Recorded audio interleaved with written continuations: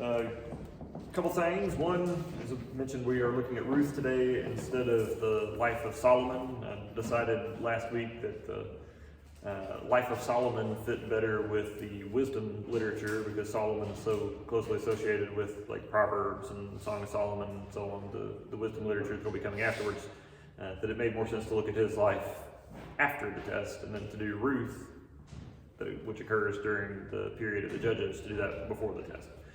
So to keep the timeline straighter, we're going to be looking at Ruth now, today. And speaking of the exam, reminder that our second exam is on Wednesday this week, 2 days from now. So make sure that you are here on Wednesday unless there's some catastrophe that keeps you from being here on Wednesday. And make sure that you're ready for it. The study guide that I promised has been posted to Google Classroom, put it up on Friday. So look at that and be ready for the exam on Tuesday. It's going to be pretty close to what you saw on Wednesday. That's on Tuesday. Be ready for the exam on Wednesday. It'll be pretty close to what you saw in the last exam. It'll be a mix of multiple choice questions, fill in the blank questions. There's a section for listing the 10 commandments. So you'll have to know the 10 commandments. There may be some true-false questions on this one, but overall it's going to look real close to what you had last time. It'll just be covering different material. And this exam will cover everything from the beginning of Exodus and the life of Moses through Ruth and the lifetime of David. It's actually, in the canonical order, it covers all the way through 2 Samuel, into 2 Samuel, but the material will be everything that we've covered since the last exam, including what we do today. Does anybody have any questions? Will it be in the same format as the last exam? Yes, it'll be very similar to the last exam. Will it be the same question? I'm sorry? Will it be the same question? This on practice? It won't be exactly, some of the questions will be really similar to what's on the study guide, but if you can answer all the questions on the study guide, you should have no problem answering the questions that'll be on the exam. A lot of the study guide I usually write as all fill in the blank questions, so here's this thing, write in the answer. I have to reword a lot of the questions to turn them into multiple choice questions and matching questions and that kind of thing, so the questions get reworded, but yes, if you know that material, you'll be ready for the exam. Any other questions? All right, well, let's dig into the book of Ruth then. Ruth is the very first line of the book of Ruth says, in the days that the judges ruled. And so we know the time that we're talking about. It's happening during the time period. The story is happening during the time period of the judges. So it's fairly near the end of the period of the judges. We can tell that because of some of the people involved. As we'll see during the story, we're going to meet a man named Boaz, and then at the end of the story, Boaz is going to have a son named Obed, and then we're told that Obed is the father of Jesse, and if you remember from studying 2 Samuel, Jesse is the father of David. And so we're talking about David's great-grandfather here. And so I remember my great-grandfather. I had conversations with him, and so the time period that we're talking about here is relatively the same as me being able to talk to my grandfather. So about 100 years, maybe a little less than 100 years before. And so this period, this is happening all during the last, say, half century, 50 years or so of the period of the judges. So there's, that's when it's happening. We don't know for sure who wrote the book of Judges, or of the book of Ruth. Some people have suggested that maybe it was Samuel, but that's just a suggestion. There's not really a whole lot of internal evidence to say one way or another who wrote the book of Ruth.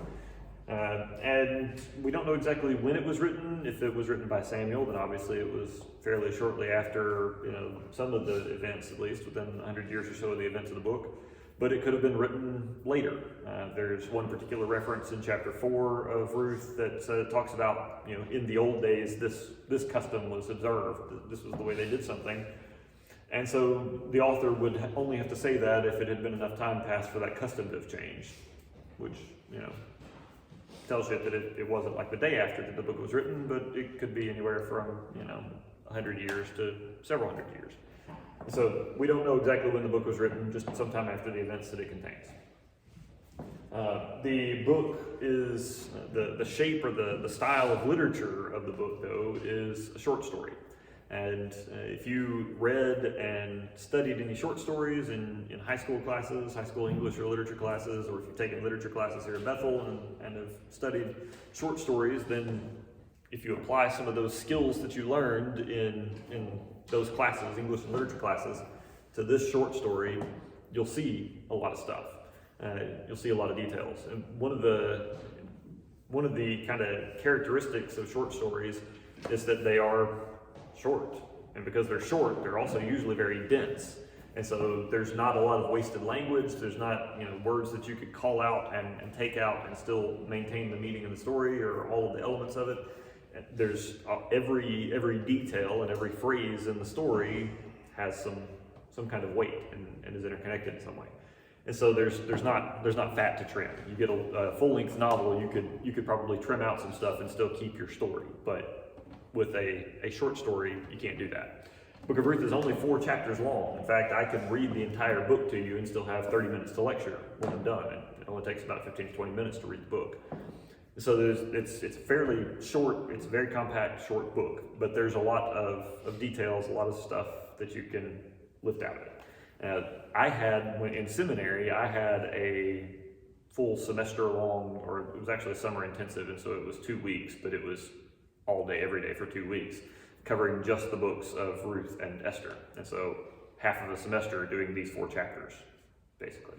And so there's tons of details, there's tons of stuff to unpack from this book, but this is a survey course and you're going to get the kind of flyby. Just know that if you ever want to really dig into Ruth, there's a lot there to see, even though it's a very short book. And so the story, the basic nuts and bolts of the story of Ruth are the story begins, chapter 1, with a family from Bethlehem, the city of David. It's not the city of David yet because he's not born, but Bethlehem. And this family, it's a man and his wife and 2 sons, and they live in Bethlehem, but there's a famine in the land. Bethlehem is having a food shortage, and so this man, Elimelech, loads up his wife and his 2 sons, his wife Naomi, and then his 2 sons are Mahlon and Chilion.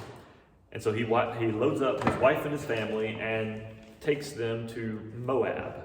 And Moab, by now you may recognize the name. It's the neighboring nation across the Jordan River, and they have had all kinds of conflicts and problems with them back in Numbers.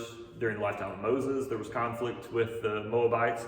It was the Moabites that hired the prophet to come and curse the Israelites, and his donkey spoke to him and told him, be careful, and the angel told him you can't speak anything except what God tells you. That whole scene, that was the Moabites that the Israelites were in conflict with and that hired that prophet to try to come and curse them. And then later the Moabites are defeated. I mean, they're defeated by the Israelites. Territory is given to some of the eastern tribes of the Israelites.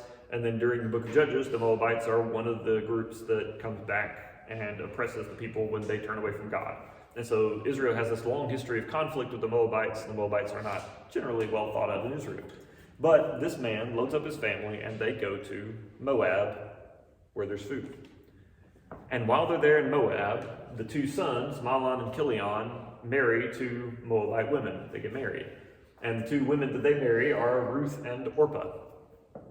If the word or name Orpah looks familiar to you, or at least vaguely familiar to you, and you're familiar with Oprah Winfrey, this is where her name comes from. There was a misspelling on her birth certificate, and so instead of being Orpah, she is Oprah.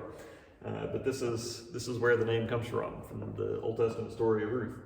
And so Ruth and Orpah marry Mahlon and Chilion, and so now this family is it's 3 men, 3 women. But then tragedy strikes the family, and first Elimelech, Naomi's husband, father of the family, dies. And then later, both Mahlon and Chilion, the 2 sons, die and leave these 3 women in Moab. And a point comes where Naomi realizes that she is a foreigner in a strange land. She's among the Moabites, and she has these 2 daughter-in-laws that love her very much and are good to her. But she's a stranger in this foreign country, and she doesn't really have any prospects here. Her life is not going to be good here. And so she makes plans to go back to Bethlehem to her own people. Well, at first, when she decides that she's leaving, the two young women, Ruth and Orpah, they break down. They're weeping, they're crying because she's leaving, and they refuse to leave her. They say, "We'll go with you. You know, it would be better for us to be with you than without, even to go back home. So we'll go with you." And Naomi tries to talk them out of it and tells them that, you know, if she doesn't have any other children, there's no other members of the family that they could get married to be, you know, supported in Israel, and she's too old to be looking for a husband now. And even if she did have a husband tonight and conceived and gave birth to twin sons, they were too old to marry her sons, and so there's nothing that she could do for them. So go back to your families and let your families try to take care of you and to find husbands for you and to, you know, give you a future. And so after pleading with them and telling them all this, Orpah goes back to her family and looks for her family to take care of her and to give her a husband in the future sometime. But Ruth refuses. Ruth is dedicated to Naomi and refuses to go back home, refuses to go back to her parents. She will come all the way to Bethlehem with Naomi. And Ruth's response, what Ruth says to Naomi, is actually a very well-known, or pretty well-known Old Testament passage. Ironically, it's used in a lot of weddings. Even though in the story it's being used of a daughter-in-law speaking to her mother-in-law.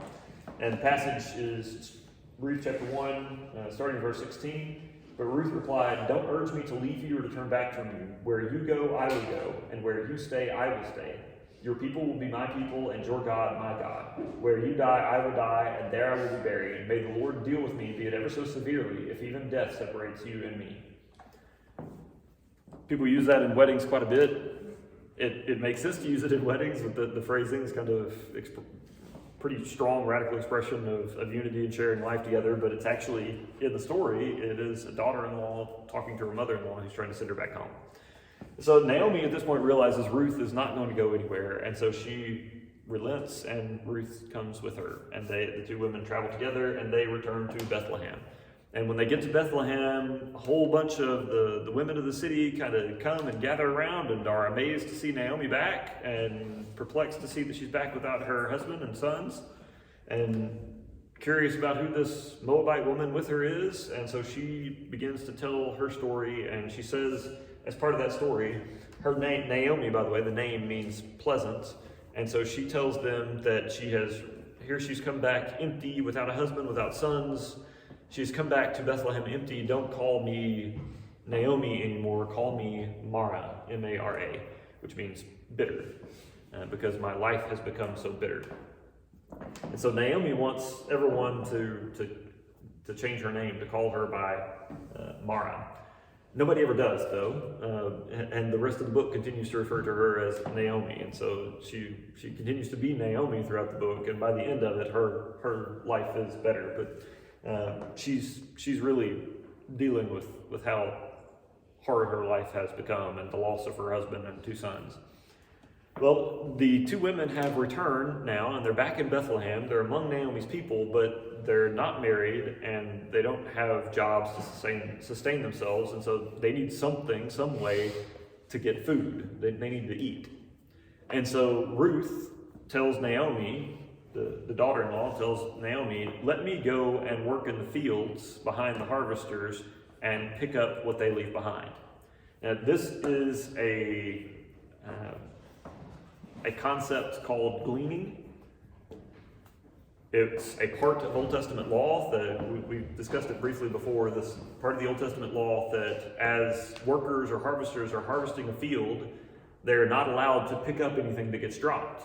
And they're supposed to leave something behind so that the poorest of the poor in the land can come along behind them and pick up whatever is left behind or whatever's dropped, harvest basically behind the professional harvesters, and anything that they collect they can keep. And that makes sure that there is something to eat for these poorest of the poor, at least during the parts of the year when there's harvest.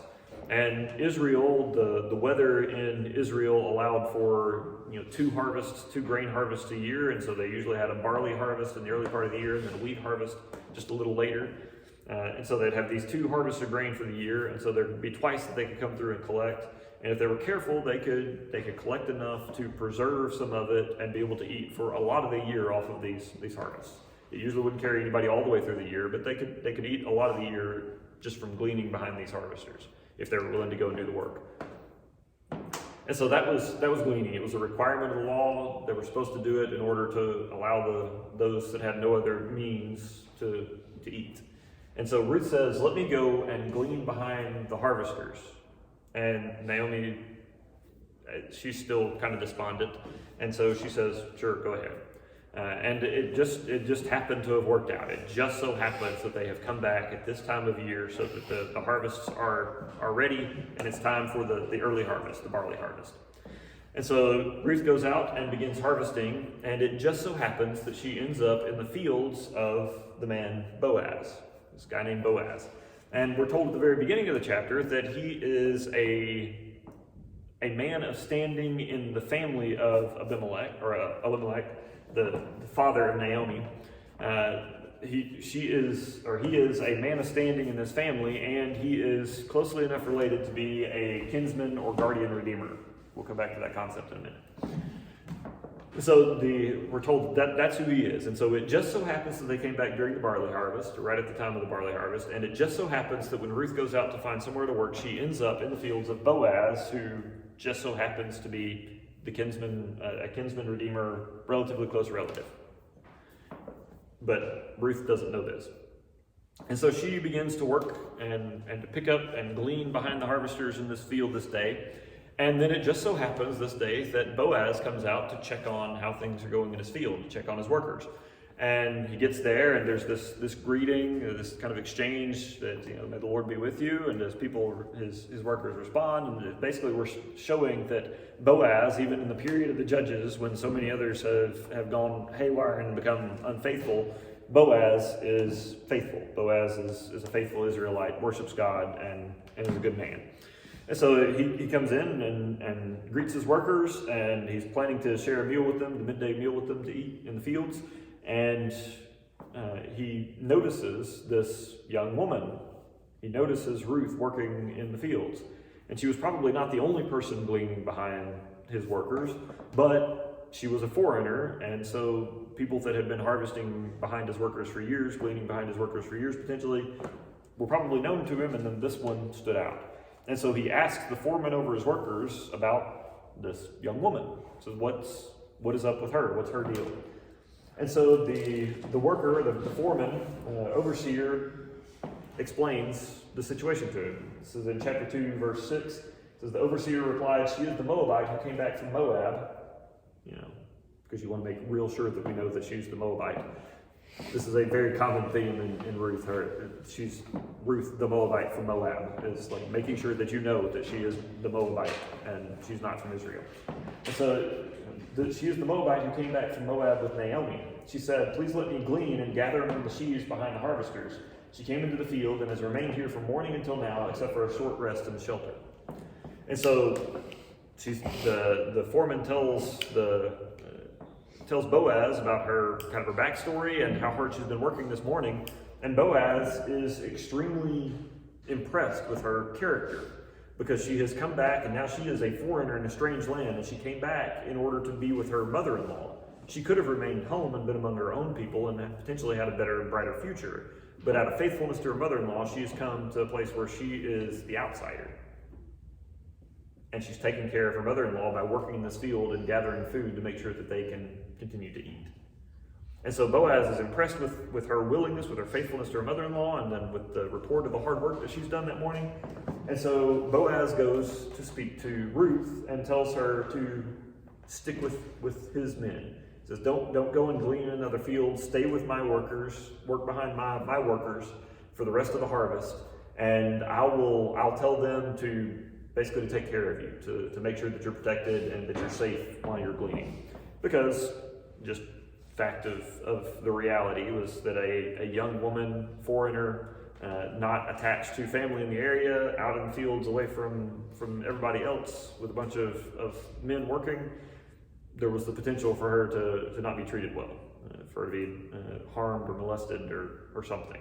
And so Boaz says, I will make sure that my men know to protect you, take care of you, and you'll be safe here. Just stick with my men. And then if you are thirsty, anytime that you need a break or anytime you're thirsty, feel free to drink from the jars that are brought for the men, for my workers. Though there's plenty to go around, you can have what you want. And she looks back at Boaz and says, why are you doing all this for me? Why would you take notice of me? I'm just a foreigner.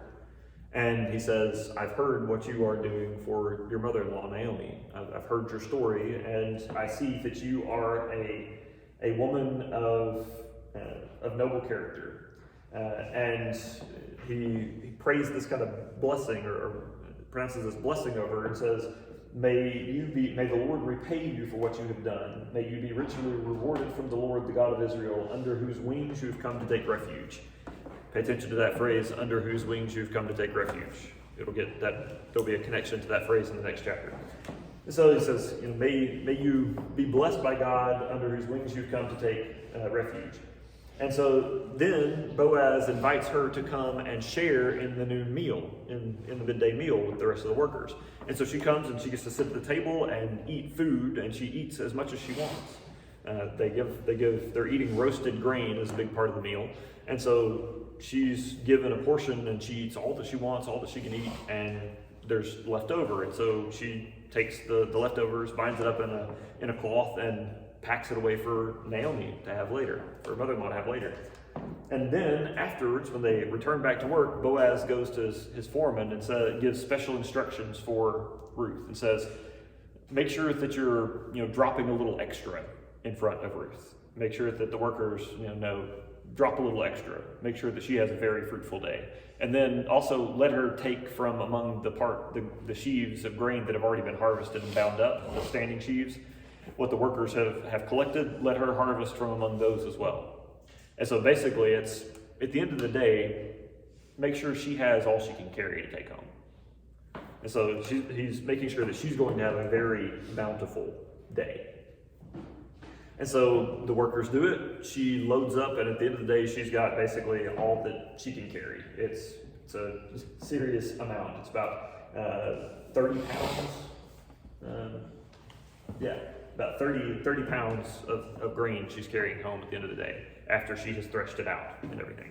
So it's 30 pounds of usable grain. And so she carries that home and comes in the door to Naomi.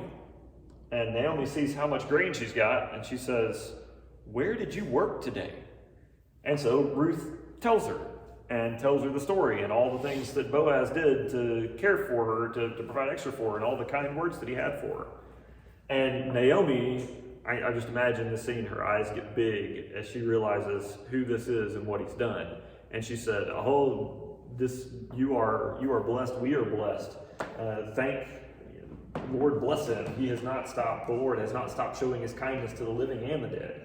And then she tells Ruth, this man is our close relative, our kinsman redeemer, our guardian redeemer, depending on the translation. The new NIV that you guys have for your textbook translated as guardian redeemer.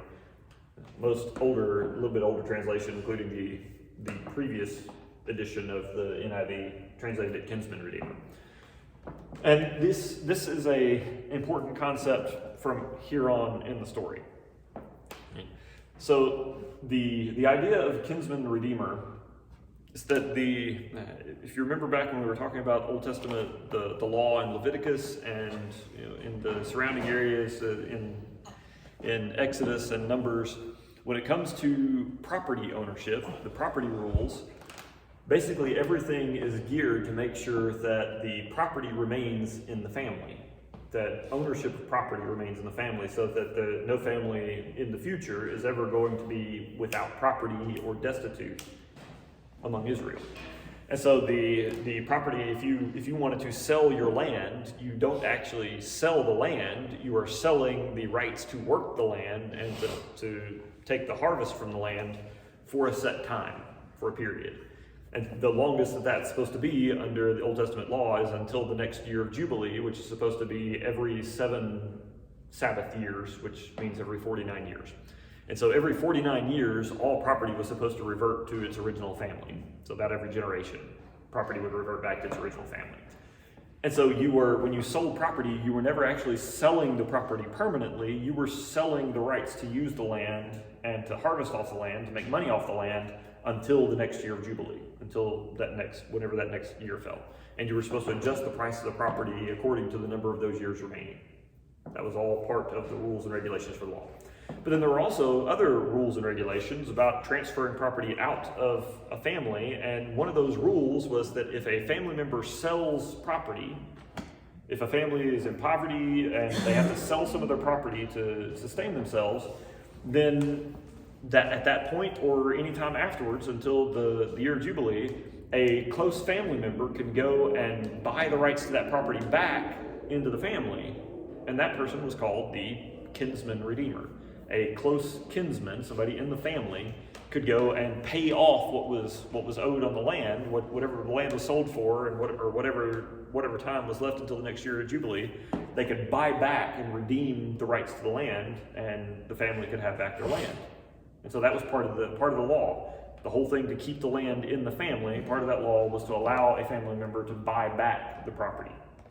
But then there was also a less common, less obvious element in that law that had to do with marriage in the event of a woman that was married to a man who died before having children. And this had to do with property transfer, because in these families, property would be divided up among the children, specifically among the men of the family, the sons of the family, and the daughters would marry into other families, and then they would have the land of their husbands. But the men in the family, the sons in the family, the land of the father would be divided up among them, and that land would all still remain in the family because it was being passed down to the sons, but that land would be divided among the sons, and they would pass it down to their sons. But then what happens if the man gets married, say a man gets married, and then he dies before he has any children to pass the land down to? Who does the land then go to? Well, that is part of what this other custom connected with the kinsman redeemer was all about. So if you're a man and you die and you have no children, and your wife is left behind, like Naomi and Ruth in this story. Orpah has gone back home at this point. So Naomi and Ruth are both widows that have no sons, no children. And so for either one of them, this is part of the deal. Naomi is really too old, she thinks, to get married and have children at this point, so Ruth is really the last one left. And so Ruth has had a husband who died, and now she has no children, no one to inherit land. Now, in Israel, she has no right to land. Naomi does, though. And so if you are in this situation, you're a young woman, your husband has died, then the way that this is supposed to work is a near family member, a brother or a very close cousin, potentially uncle, depending on ages, a very close male relative will buy back the land that your family is supposed to have rights to and marry the young widow and produce children in the name of the dead brother, whoever, the dead husband. And so that keeps the property in the family. And that was part of that. And then also, because this is a culture where, as a general rule, there are very few opportunities for women to have employment to sustain themselves, it also makes sure that these women, these widows that would have no other family to support them, they don't get left out in the cold and end up stuck on the margins. They end up with a family, and people take care of them, provide for them. Not a perfect system, but it was gracious in the context that it existed in. And so that is called that marrying your brother's widow or your near family member's widow in order to produce heirs in their name to keep the property in the family. That's called levirate marriage. And so that's part of this kinsman redeemer package. The kinsman redeemer buys back property that has been sold in order to keep the property in the family, to keep the rights to work the property in the family. But if there is a widow involved in there and any kind of dispute about inheritance as a result of that the dead man not having any children, then the widow whoever buys back, the redeemer who buys back the property, also marries the widow and produces heirs in the name of the dead man. clear as mud. It's actually kind of confusing, so I understand if it's confusing. It's very different from any custom that we've ever thought about having, and it's a little confusing in itself, even if you were relatively familiar with it. Anything just totally confusing, or any questions? All right. Well, Naomi tells Ruth then that Boaz is this kinsman redeemer. He is a near relative who could be their kinsman redeemer. And so that's the end of chapter 2. Ruth meets Boaz, gets to harvest grain. Boaz makes sure that she's really well taken care of, and Naomi is blown away that this whole situation has happened. All these coincidences have come together, and now Boaz has taken note of Ruth and has a high opinion of her. And so that chapter ends, and then in chapter 3, we're told that at the very end of chapter 2, we're told Ruth follows the advice of Boaz, and then Naomi also says you should follow in Boaz's fields, keep with his workers, and because anywhere else you might be messed with. And so she continues to follow Boaz through the rest of the barley harvest and through the rest of the wheat harvest to follow.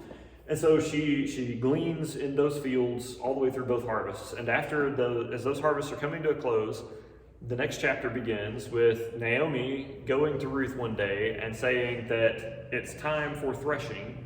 It's the time of the threshing after the harvests. And so Boaz is going to be at his threshing floor tonight. And we need to make sure that you have a future, that you have a home and somebody to provide for you in the future. And so here's what I want you to do.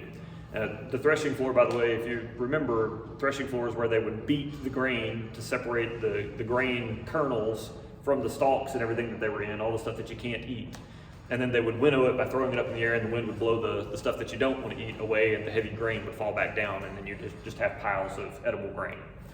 And so that's what they're doing. They're at the end of the harvest. It's time to process all of the harvest so that you have usable grain. And so he says, that's what's happening tonight. Boaz will be at his threshing floor tonight. And so here's what you should do. Take off your mourning clothes. Ruth is still going around dressed as a widow in mourning after the death of her husband. And so take off your mourning clothes and put on something else, dress well. And then go to the threshing floor after everyone has laid down to go to sleep, and uncover Boaz's feet. Go to Boaz and uncover his feet and lay down, and then the man will tell you what to do. Do whatever he tells you. We'll come back to this. This is really hinky, and we'll come back to the hinkiness in just a second. So she does it. Ruth follows her mother-in-law's advice. She changes out of her mourning clothes and puts on something nice and prepares herself, even gets herself smelling nice, and goes. And it's kind of after sunset. Everybody has laid down after working all day. Boaz is sleeping at the threshing floor, sleeping on the threshing floor to make sure that nothing happens to his grain harvest. And so Ruth goes in and uncovers his feet and lays down at his feet and waits for him to wake up and tell her what to do. Boaz apparently is a pretty deep sleeper because he doesn't notice he's being uncovered and somebody laying down next to him. And then all of a sudden he wakes up, something startles him in the middle of the night, and he looks, and there's Ruth. And so he says, instead of telling her what to do as Naomi said he would, he starts asking her questions and says, "Who are you and why are you here?" Now let's back up. There's some extra details you need to get this story the full measure. Now this could be just what it sounds like, which is weird. And she goes and uncovers his feet and lays down next to him. There's also a possibility that the uncovering his feet is a Hebrew euphemism that does exist. There is a euphemism in Hebrew that refers to basically anything from the waist down as the feet. It's kind of a euphemism or slang term. And so Naomi could be instructing Ruth to go and uncover Boaz all the way up to the waist and then lay down next to him and then do whatever he says when he wakes up. But first, she's supposed to change her clothes, get out of the black, mourning clothing that she's been wearing all this time, dress nice, make sure she smells good, and then go lay down next to the man that she's uncovered up to the waist and do whatever he says. And so it's very possible that the intention here, Naomi's intention, basically she's telling Ruth, go and expose him up to the waist, get him naked, and then offer yourself to him. Do whatever he asks. and this will secure your future. The idea may be that if Ruth can get Boaz in the middle of the night and get him, by just opportunity, get him to sleep with her, then he'll feel obligated to marry her, and all of this, the rest of this guardian redeemer, kinsman redeemer stuff will kick in. He'll buy back the property, and she'll have a family and somebody to take care of her. And so this is to secure your future. Go and offer yourself to him, and then he'll marry you. But Boaz, one, he's actually a really good guy, and two, he's apparently a deep sleeper, and he wakes up very confused. And so he doesn't follow Naomi's script. He didn't know there was a script, but he doesn't follow Naomi's script. Instead of waking up, seeing this young woman available for him and taking advantage and telling her what to do, he asks her questions. Who are you? Why are you here? And so then Ruth takes the lead, takes the initiative, and tells him what to do. She says, I am Ruth, your servant. Now spread the corner of your garment, of your cloak, over me, because you are our kinsman redeemer. Remember when I told you to pay attention to that phrase in the last chapter, may the Lord spread his wings, or under whose wings you've come to shelter? The image there is, God like a bird spreading wings over Israel, like a mother hen covering over Israel and protecting them. And so you have now come to Israel under the protection of the Lord. May God spread his wings over you, the God whose wings you've come to shelter under, bless you and care for you. That phrase, spread the corner of your cloak over me, or your garment over me, is actually the same phrase in Hebrew as spreads his wings over you. And so basically there's kind of a poke here. Ruth is saying, you asked for, you prayed for God's blessing on me, and now you have the ability to be the fulfillment. You actually have the means of being God's fulfillment, God's provision for me. So do it. You prayed for God's wings for me to shelter under God's wings. Well, spread your wing over me and shelter me. But also, this was a euphemism for getting married. And so Ruth shows up, lays down at his feet, and when he wakes up and doesn't follow the script and try to take advantage of her, she proposes marriage. Says, marry me, because you're the guardian redeemer. That's the spread your garment over me is a euphemism for getting married, like tying the knot is for us. It's a reference to a part of the wedding ceremony, at least in some cultures' context, where you would use a rope and bind the husband and wife's hands together as a symbolic expression of the unity in marriage. Now, the spreading the cloak is also part of the marriage custom or the marriage ceremony that they would use at the time. Husband and wife would get together under the husband's cloak and show their unity. And so she says, spread your garment over me, your cloak over me, because you are the guardian redeemer. And Boaz's response to this is, you are even more faithful in this than you were before. This is an even greater act of kindness and love than your prior act. That you could have chased after a younger man, whether rich or poor, and you could have had somebody in Israel that may have taken care of you just as well, and you would have had a younger man to boot. But instead, you've come for me and to take care of your mother-in-law. And so he says, you are even more faithful than I thought, and calls her this woman of noble character. You are a woman of noble character. Now, that phrase is significant because the woman of noble character, that phrase exists exactly one other place in the Old Testament, in Proverbs 31. Does anybody know what's in Proverbs 31? No? Some people know Proverbs 31, some don't.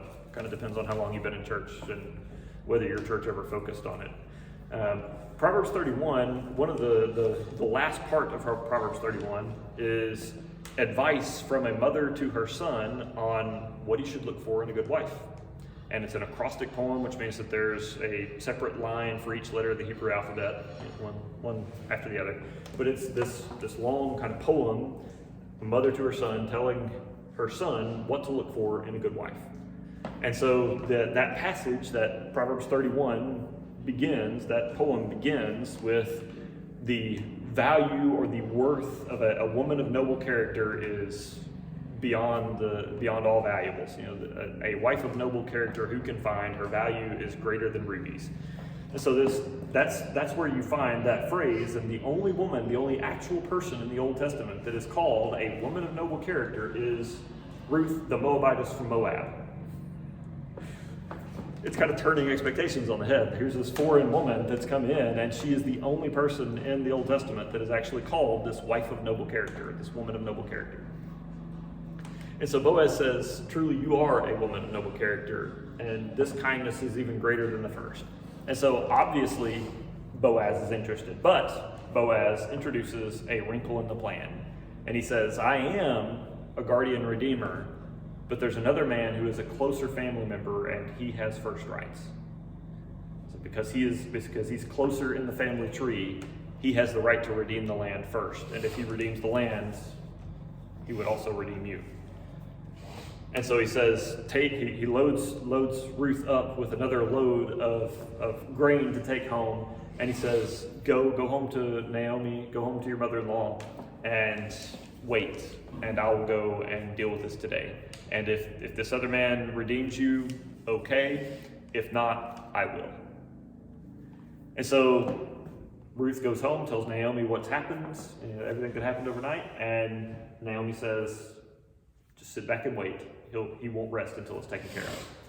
And so that ends chapter 3, and chapter 4 begins with Boaz going into town, going to the city gates.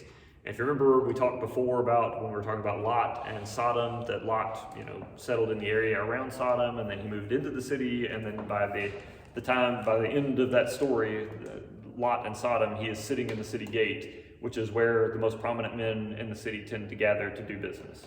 Well, he goes into the city, and he goes to the gate where the most prominent men in the city, the elders of the city, are gathered, talking and doing business. And he sees, when he gets there, he sees this other man, this other kinsman redeemer, guardian redeemer, the guy that's a little closer in line than he is, walking by. And so he calls him over and tells him that he would like to buy the land back. He would like to redeem Naomi's land, but that this man has a closer right to it. And so he says, do you want to redeem the land? And the man says, well, yes, yeah, I'll redeem it. He's thinking, I get access to extra land, I can make extra money off of it and still keep it in the family. Sounds like a great deal for me. Yes, I'll buy back the land. I'll redeem it. And then Boaz says, very well, on the date that you acquire the land, that you redeem the land, you also take Ruth to be your wife, the widow of the dead man. You take Ruth the Moabitess to be your wife. And the man suddenly, imagine his eyes get big at this point. He's like, I don't think I can do that. The man says, I can't redeem it. That would endanger my own land, my own property. And so then when he finds out that he's got to marry Ruth in this deal, he says, no, I can't marry the foreign woman and endanger my own property. So, I don't want it, you take it. And there's a kind of a peculiar scene there where we're told that in the old times, they would exchange a shoe to show as part of the real estate transaction. And so the person that was selling the land or handing over the land would take off their shoe and give it to the person buying the land, and that was somehow symbolizing the right of walking on the land or using the land to produce whatever. It was just part of the real estate transaction. The seller took off his shoe to give to the buyer. And so the man takes off his shoe and gives it to him, and they do this all right there in front of the witnesses of the city elders, and so it's all legal and official, and it's all good. The man hands over his right to redeem the land to Boaz, and Boaz, on the spot, buys the land back, redeems it from whoever had the rights to it before. And so he buys the land back, and then he goes and marries Ruth. And so that, the happy ending, basically. You get the happily ever after moment. And we're told that Ruth and Boaz, they get married, and they come together, they make love. She gets pregnant. God allows her to conceive, and she has a son, and they place the son on Naomi's lap, and she names him Obed. And her bitterness has passed. She's returned, she's full of joy. And so Naomi names the boy Obed. She's allowed to give him the name. And then things go well for the family from then on. Boaz is the father of Obed. Obed, the father of Jesse, and as I've already mentioned, Jesse is the father of David. Now, there's a couple things to note about this, a couple of extra details. One that we'll really focus on. First thing was just pay attention to all those small details. There's a lot of stuff that you miss in the story if you just read it through and you don't pay attention to the details and you don't know any of the backstory or any of these concepts. But pay attention to the details. It's a short story, it's very densely packed, and the details matter. But another thing is there's something missing from the story. And it's kind of conspicuously missing if you realize and you remember that this is the Old Testament. It's Holy Scripture. If you read the story, you'll find that the characters in the story very frequently talk about God. Say the Lord bless you, or that God does this, or they'll reference God, they'll talk about God. But the narrator never mentions God at all. The narrator never actually says that God did anything. There's never anything that the narrator says, God did this, God did this. Nothing. The narrator never mentions God at all. And instead, the narrator says, it just so happens, it just so happened. And so there's all these coincidences that the narrator points to the story, but the narrator never actually directly points to God doing anything. And that's part of the subtext, or the thing that you're supposed to learn from the story for the author, is that sometimes God's actions are undercover. God may not act openly, obviously, or supernaturally in a situation. God may act through the convergence of circumstances. It just so happened. It just worked out that way. God may be working behind the scenes in these different ways to produce the end that God wants. And so Israel needed David. Israel needed a king. And so God worked through all of these circumstances, including the weirdness of a Moabite woman or a family going to Moab, and then a Moabite woman willing to coming back just in time for the grain harvest, just so happened to be working in Boaz's field. God worked through all of these circumstances and all these things to produce Obed, Jesse, David. And so God worked through all of these behind the scenes things in order to bring about the end that Israel needed. And so part of the subtext, the thing you're supposed to learn from this story is God sometimes works behind the scenes through the circumstances to produce the end that his people need. That's it. And we are out of time. Are there any questions? We'll see you on Wednesday then for exam number 2.